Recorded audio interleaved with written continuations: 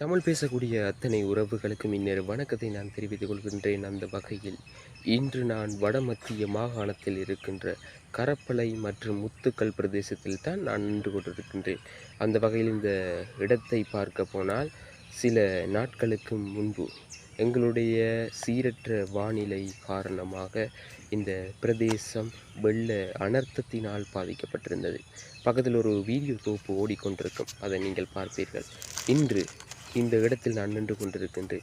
இந்த இடத்தில் கிட்டத்தட்ட கழுத்தளவு மட்டத்துக்கு தண்ணி போயிருக்கின்றது. அந்த வகையில் இந்த இடத்தில் பல்வேறுபட்ட மக்கள் பாதிக்கப்பட்டிருந்தார்கள் என்றாலும் இன்று எங்களுடைய கல்வி கற்கின்ற பிள்ளைகளின் நிலை மிகவும் கவலையான ஒரு சூழ்நிலையாக மாறியிருக்கின்றது.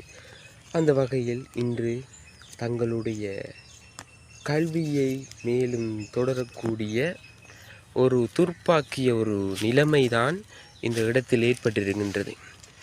பக்கத்தில் பார்த்தீங்கன்னா உங்களுக்கு நன்றாகவே தெரியும், அவர்களுடைய கொப்பிகள் புத்தகங்கள் அனைத்துமே பயன்படுத்த முடியாத ஒரு துர்ப்பாக்கிய நிலைக்கு உள்ளாக்கப்பட்டிருக்கின்றது. கவலையான ஒரு விடயம். தற்போது வருகின்ற ஓயல் பரீட்சைக்காக தயாராகின்ற மாணவர் ஒருவரின் வீட்டிலிருந்து தான் இந்த வீடியோவை நான் பதிவு செய்திருந்தேன். அவருடைய கல்விக்காக பயன்படுத்துகின்ற அந்த கொப்பிகள், நோட்ஸ் கொப்பிகள் அனைத்துமே பயன்படுத்த முடியாத ஒரு துர்ப்பாக்கிய நிலைமைக்கு ஆளாகி இருக்கின்றது. மிகவும் ஒரு கவலையான ஒரு விஷயம். உண்மையாகவே அவர்களுடைய எதிர்கால கல்வி என்பது கேள்விக்குறியாக இருக்கின்றது. அவர்களுக்கு இப்பொழுது புதிதாக கொப்பிகள் வாங்கக்கூடிய சூழ்நிலையில் கூட அந்த மாணவர்கள் இல்லாத ஒரு நிலைமைக்கு ஆளாகி இருக்கின்றார்கள்.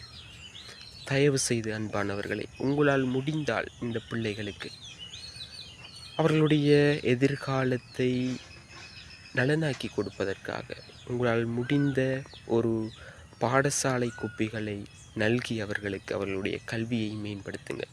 இவ்வாறு இலங்கையில் பல்வேறுபட்ட மாவட்டங்களில் பல மாணவர்கள் இருக்கின்றார்கள்.